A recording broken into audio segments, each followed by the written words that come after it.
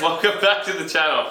For those that don't know who I am, my name is Simon and I'm an ethical hacker. And behind the camera lens is the great cameraman Clint. Cameraman Clint, say hello to the people.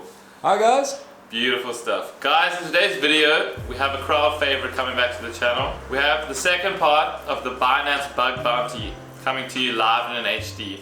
So today we'll be looking at cross-site scripting vulnerabilities and what a cross-site scripting vulnerability is. But before we get into that, I want to tell you that we have a Discord server that Clint and I created. So if you would like to join that, that'll be awesome. You can become part of the community, a bigger community.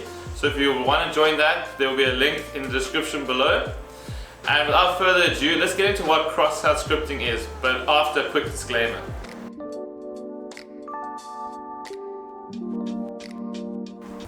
Guys, before we get into the technical details, we need to put out a quick disclaimer that this video is strictly for educational purposes only.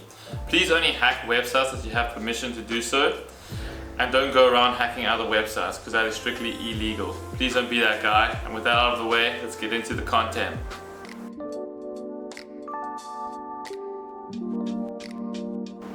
Alright guys, let's break it down for you. So cross-site scripting, or XSS, is a type of security vulnerability that allows an attacker to inject malicious scripts into web pages. These malicious scripts allow the attacker to do all sorts of nasty things.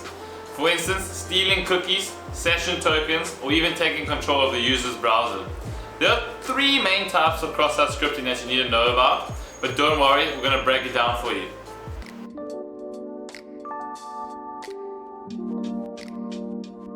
Okay, so number one is stored cross-site scripting. Imagine you're on a website's comment section, and instead of writing a comment, you write a malicious script. So you inject JavaScript into the web page. So now, if another user comes and views that comment, the script renders on their browser. So that is a form of stored cross-site scripting, and you can remember it as it is persistent.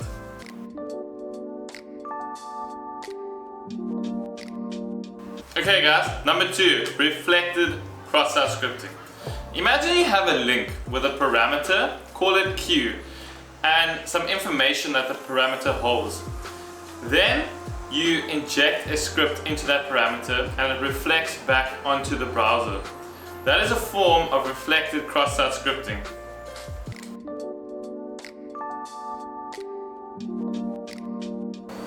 Okay guys, finally number three. Dbase XSS. So Dbase XSS is its own special type of cross-site scripting because it relies solely on the browser, no server involved. So the web page's JavaScript code does something that allows the script to execute itself as a script. So there's no server involved, it's all in the browser, and that is Dbase XSS. Alright guys, there you have it. Those are the three types of cross-site scripting. Simple enough, right? Now let's get into some real-world examples.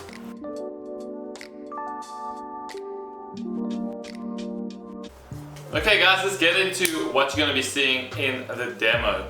So first and foremost is I'm going to open Burp Suite Pro. I use the Pro version because that's the one I have on my laptop, but all the features that I use, you can use on the community version. So I open up Burp Suite, and the first thing I do is I put in the target into the scope. So we'll start off by looking at the Juice Shop by OWASP because it is a vulnerable website. The reason why I use this vulnerable website is I wanted to demonstrate to you guys what the cross-site scripting vulnerabilities look like in their full form before going over to the Binance website and trying to find these cross-site scripting vulnerabilities. So once I've showed them to you, we'll move over to the Binance website where we will start looking through where you could potentially find these vulnerabilities and the bug bounty mindset behind how to find cross-site scripting vulnerabilities in these web applications.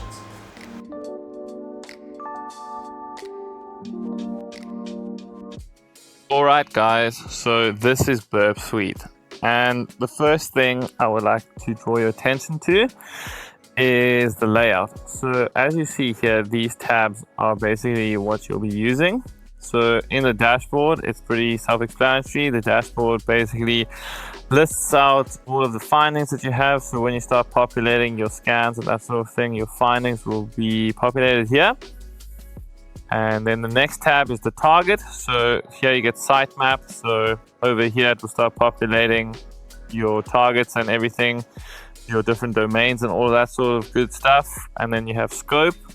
So right now I'm going to show you obviously the vulnerable web app. So the first thing I want to add in the scope is the domain of that. So it's the Juice Shop, and you can just type in juiceshop.herokuapp.com. So it will look like that. So just put that in. You have added an item to the target scope. Do you want Burp Proxy to stop sending out of scope items to the history? So this basically won't fill your history with other things that the Juice Shop uses. So JavaScript libraries, CSS libraries, that sort of thing. So I always say yes. I want to avoid accumulating project data for out of scope items. So cool. So now it will only give me stuff relating to this thing here. So next tab is the proxy tab. This is where you can intercept requests. So I'll show you what that looks like now. So you would first start off by opening the Burp browser. I use this rather than using the Foxy proxy on Mozilla. I just think it works better in my personal opinion. So now that is loading up. Cool, so we can just open that. So this now will filter all the requests through Burp. So I'll just paste in that there. Get rid of this over here. Cool. So here is the vulnerable web app in all of its glory. And as you can see, if I turn on the intercept, so intercept is now turned on. If I click on something, it will populate a request here. So this is what the intercept does. And that feeds into my next point here. So this repeater tab, you see here, you can send it to repeater, and then you can send the request across and you will get a response. So that's how repeater works. Cool. And then the last one that I use quite a lot is called intruder. So intruder basically is a fuzzing tool. So you can send your request to intruder, and then you can put these payload markers here. So this will basically fuzz things for you. So you can send these payloads here. So like it is taking the payload for EN. And if you go to payloads, then you can load or add from list. So you can add numbers, letters, all that sort of stuff, and start an attack, and then it will fuzz for that and display the response received and the length of the response. So yeah, that's basically how Burp works, very low level. And let's get into the scope now. Cool guys, so now that you've seen a little overview of how Burp works, we can look at the sitemap because it starts getting populated with all of the requests that you go through, and you can see the findings or issues get populated in here. So the thing that I like to do next is to go into the browser and just use the site how it's meant to be used. So you can see here you got customer feedback. Just click on everything, say test, give it a rating, 2 stars, capture these results. I don't know where the capture is, but anyway, okay, cool. That doesn't seem to be working, but go to the About Us page, the photo wall, these sorts of things. Scoreboard, just click on all of the links you can, basically redirect to GitHub. Now we don't need to go there. They have an account page. Make sure your intercept is turned off. That's probably what the problem was. So bonus payload, Dbase, all of the different payloads that you can put in. Go to account, click on login, Black Salmon, My bad, guys. I was trying to log in and I didn't have a login account. So hackasite proton.me, let's put a password 123, password 123, show password advice. Cool, whatever. Security question. Yeah, I hold a sibling's name, Clint. And register. Cool, now we can put hackasite at proton.me, pass 123. Cool, and then you get logged in. And let's check out that. Got a username. Hackasite, set username. A picture, so we can upload a file. Image link, all of that good stuff. So yeah, guys, you just want to basically navigate the site like a normal person would, and you can see it populates all of the issues that it picks up in here. So that is a great feature of Burp, or Burp Pro. This is the one I'm using, but Burp Community does this as well. All right, perfect, guys.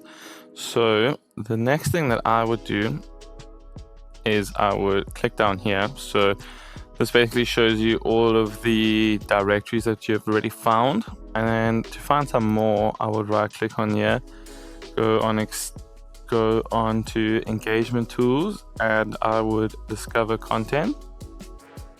So this is just going to run a directory brute force, kind of like Ferox Buster in the last Binance video. So you just let that run in the background. And also something I like to do is I like to, if I have permission to do like a full web test, I will run an active scan. If I don't, I'll just run a passive scan. So this one, I'm going to run an active scan on. And then I'm going to now start looking for the vulnerability. So I will start probably with cross-site scripting, and I'll start by injecting all of the fields that I can find. So any place that takes input, I'm going to try and put a payload into. All right, guys. So once I've done the setup in Burp, I like to start going through the target website. So since cross-site scripting is the name of the game today, we will start by looking at that. So come over to the Burp window, proxy window, and we greeted it with the website. So the first thing that I immediately see is the search bar. So I'm thinking about injecting a payload into here. So my payload is image source equals X, and then on error equals prompt. And I can just put in cross-site scripting here, close brackets, and then close that prompt. So why I like this is because it's targeting the image element, and it's saying the source is X, and then if there isn't a image with the source X, then it errors out, and on that error there is a prompt for cross-site scripting there. So that's how it identifies if the payload works correctly. So let's search for that. So as you see here, the JavaScript has been injected now, and the payload reflects. So this is an example of Dbase XSS, because the URL contains the payload, Q equals the payload. The Q parameter is used to inject this piece of JavaScript code directly into the DOM. Specifically, it is attempting to insert an image tag where the onError attribute is set to execute prompt, cross-site scripting there, XSS. So the server of the client-side JavaScript code reads that Q parameter from the URL and directly places it in its contents into the DOM without proper sanitization or escaping. So you might be thinking, isn't this also reflective XSS? So the reason why it's not is because if it was reflective, the injection point would be on the server side. So then the malicious input is included in the server's response and executed as soon as the browser renders the page. While this is on the client side, so the injection point is on the client side and it's within the browser, and the malicious input is processed by the browser's JavaScript and then inserted into the page's DOM, leading to the script execution. So yeah. So when would it be reflective? So the next question to answer that, it would it be reflective cross-site scripting instead of DOM cross-site scripting if the input, so Q equals the payload, was sent to the server, and then the server then reflected this input directly into the HTML that it generated and sent back to the browser. So the script tag or event handler will execute as part of rendering the server's response rather than being manipulated purely on the client side. So yeah, just remember that, guys. In reflective cross-site scripting, the vulnerability lies in how the server processes and reflects user input, while DOM XSS, the vulnerability is in the client-side JavaScript and how it handles and manipulates the DOM. Okay, awesome, guys. So as you just saw that DOM-based XSS, now that we've just done that, let us try and navigate the site and maybe see another place where we could have another cross-site scripting vulnerability. So I'm going to try and log in. I don't have an account yet, so I'm going to register one.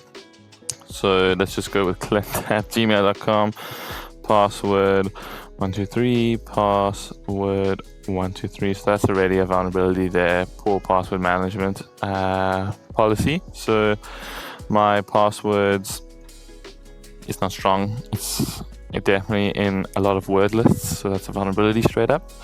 Going to register that account. Email must be unique. Okay, so there's obviously an email address there already. So clint1@gmail.com. clint1@gmail.com. So that's registered, password 123, and we log in. Okay, cool. So first thing that's screaming out to me is I can add products to my basket. So let me add some products to my basket. Cool. I'm just scanning, looking for input fields in the URL or anywhere on the client-facing application. So I'm going to check out, save new address. So here could be a place to inject payloads, somewhere there. Image src equals x on error equals prompt XSS. Close that. Cool. I will just go and run around and add this in everywhere. Mobile number, obviously 1, 2, 3, 4, 5, 6, 7, 8. Zip code, add some in there. There. City, add it in there. Add it in there. There's a problem with the zip code. Let's just do that and submit. See if we get anything back. Okay, cool. So they're obviously validating that. So we can use that as our address.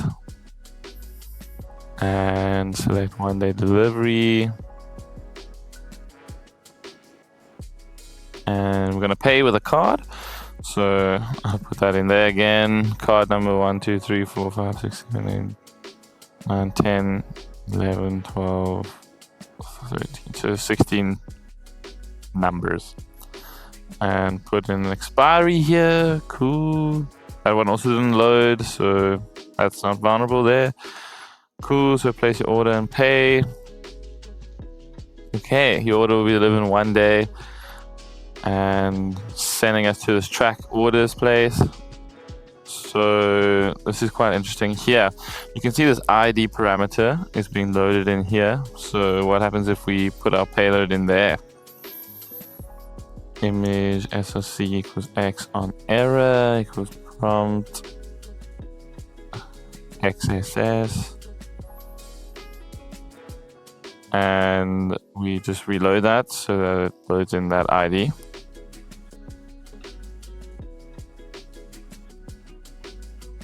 Interesting. So we're getting something here. I don't think I've put the equal sign though there. Something's going on where it's trying to validate on error prompt. Image src equals x on error. Track ID, new ID. Oh, okay. Let's try and see if I can paste it in there. Reload. Okay, So there's another cross-site scripting vulnerability. So the URL includes the payload in the ID parameter there, and the input is processed by the server and immediately reflected back into the HTML of the page without proper sanitization or encoding. So how we know that this is reflective cross-site scripting is because the vulnerability is on the server side. The server side includes the malicious input directly into the page's HTML without proper sanitization, and the attack is typically visible and executed immediately when the user loads the page. So how we just reloaded it, that's a giveaway there. So yeah, this is an example of reflective cross-site scripting, because the malicious input is obviously sent to the server over here on the ID, because we're sending that to the server, and then reflected directly in the server's response without proper sanitization. So it allows the input to be executed as JavaScript in our browser, which can lead to serious security risks, such as session hijacking. So yeah, guys, that is an example of reflective cross-site scripting. So the only difference between DOM and reflective is that, DOM, reflective, and stored is that stored is if you visit the page a million times, it will always execute because you're injecting the JavaScript into the website. So we've looked at the cross-site scripting vulnerabilities now. So let us go over to Binance and start that whole process.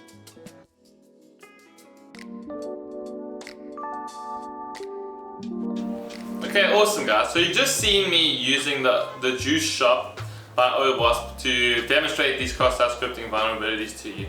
So now let's move on to the Binance target. So I start again by using Burp Suite and putting the target domain, so Binance.com, into the scope. I include subdomains so that we can use all of the nice subdomains that we found from the previous video from Spy Hunt as well as our targets. Now I will go to the Binance main domain. I'll register an account there, because what you want to do is you want to try and get as much functionality of the website as possible, because that allows for your attack surface to grow. The bigger attack surface you have, the more chance of finding vulnerabilities and bugs and getting paid. So I create an account and then I start going through all of the user input fields that I can find, injecting my payloads wherever I can, and seeing the response that the server returns, or the website and the browser. Once I do that, then I just demonstrate to you guys what the mindset is behind Bug Bounty and show you guys where to continue on from.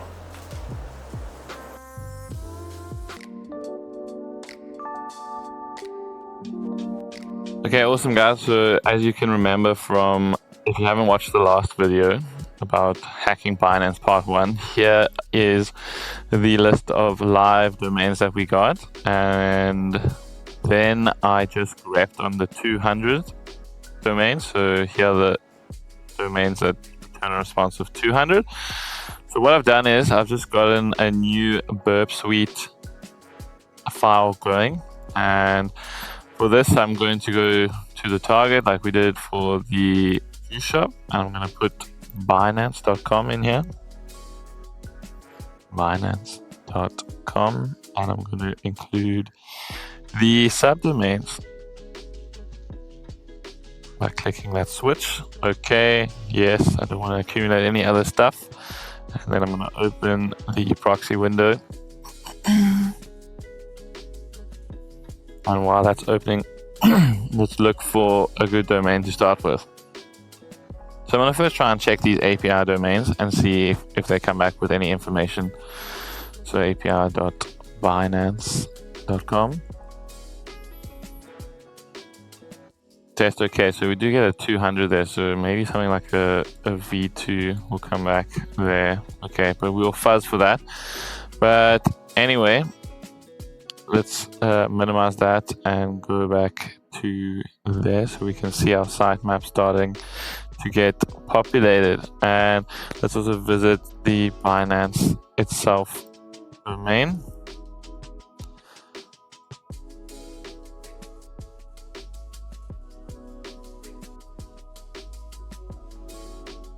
Cool. So that's getting loaded up. we can log in, sign up. I don't have an account, so we can definitely sign up for one there. But what I wanted to do is I wanted to populate the sitemap inside of Burp Suite, because you can find some other subdomains that it interacts with that Spyhunt might not have found. So I'm also going to scan it passively first, because I don't want to send a denial of service to the server. So yeah, let's see what that brings back. I'm also going to start with extension tools to find discover content, which is the fuzzing one, the directory fuzzing one. So it will find some nice things. I'm going to start that on the API as well. Passively scan that, and then discover content as well. Find me some content, please. And yeah, so we're gonna do that, see what comes back, and then hopefully try and inject some cross-site scripting payloads into those input fields. Okay, dudes, so I just went and created an account, and now I have a lot more functionality here. So I can obviously go down there on accounts and all of that stuff. So yeah, and it wasn't out of scope creating an account, which is awesome. So the search button again, it's looking promising. Let's try our payload in there, equals X on error, equals prompt 10. See if that pops up for anything. No, so we don't get any results there. Cancel that. Anything else that looks nice for user input on this page here? Nah. So let's go to the account.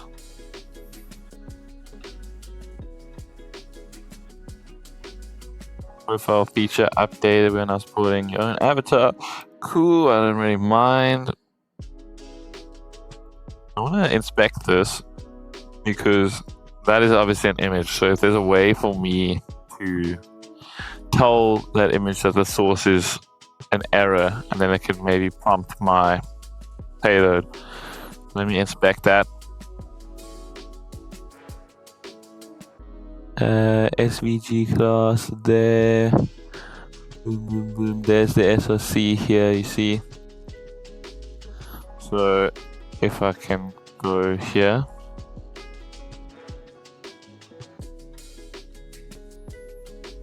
Let's make it equal to X. Enter there. And then error out.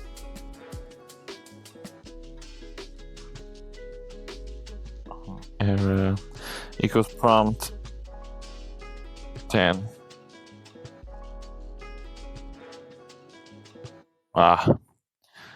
Does not seem to work there, unfortunately. We do not get our payload executing there. But we were able to check out that image, which is quite interesting. Anything else here that we can input information into? Let's take a look around. Dashboard, assets. Anything for assets? Another search. Let's try a search. Hello. Let me search. Okay, so this has script tag filtering. So I'm pressing the greater than key and nothing is coming back. So that's a form of cross-site scripting protection. So they've obviously secured that little thing quite nicely there.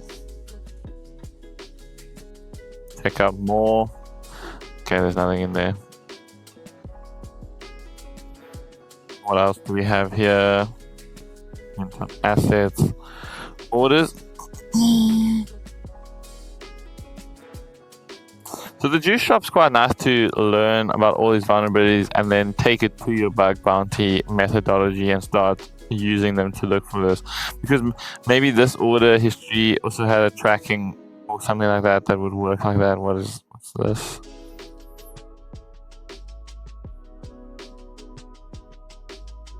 Search. Okay, I don't have any trades to search. Lol. Nothing there. Cool, let's go down. We've done dashboard, this account.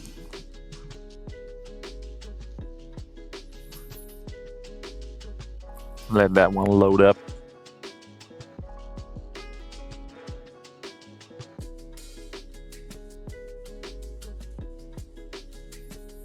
Get verified.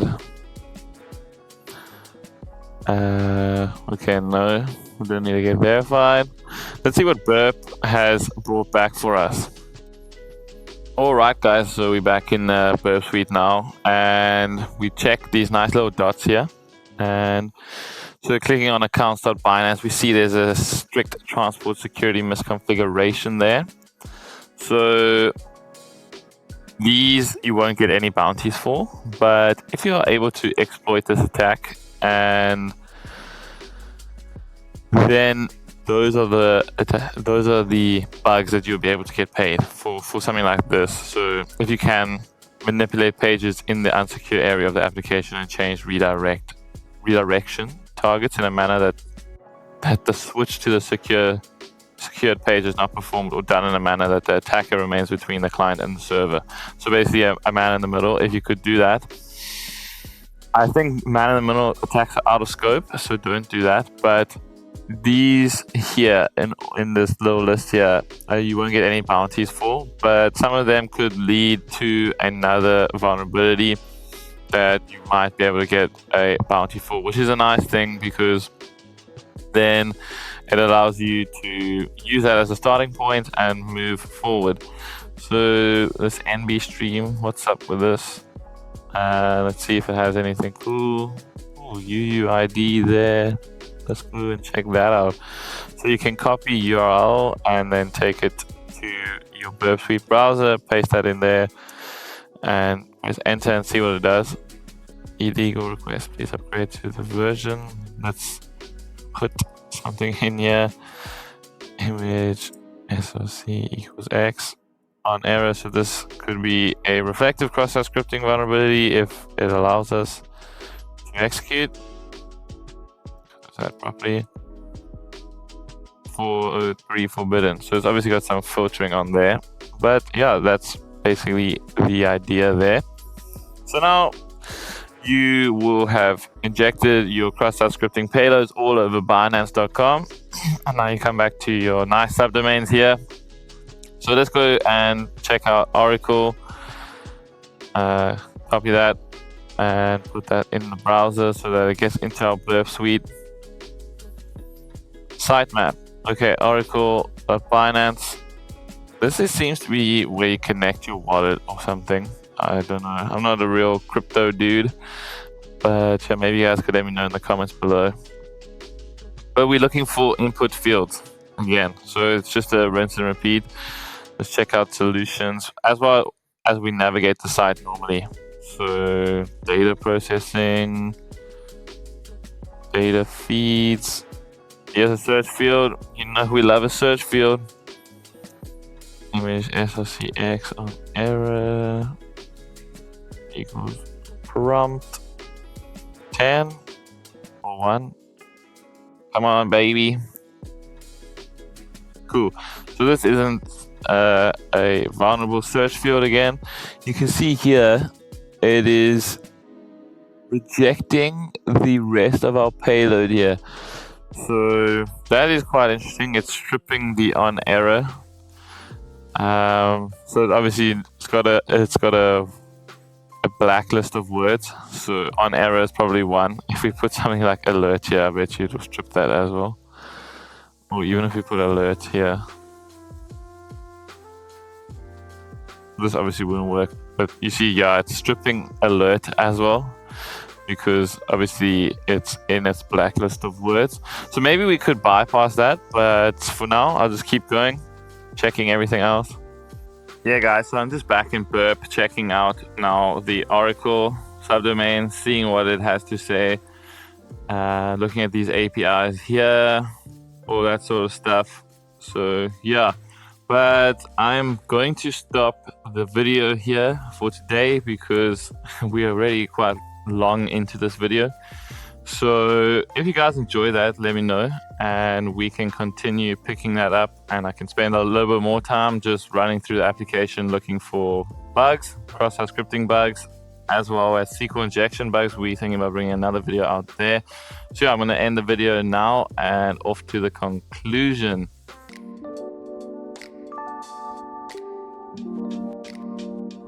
Alright guys, that brings an end to the scheduled programming for today. If you guys learned something about cross-site scripting and the bug bounty mindset, a like on the video will be greatly appreciated, and a subscribe to the channel will make Clint and I super grateful. Guys, if you haven't had a chance to check out our Discord server, the link is still in the description. And with that, happy hacking, and I'll see you in the next one. Peace. All units, occupants are attempting to be on foot. Pursuit on foot, pursuit on foot, pursuit on foot.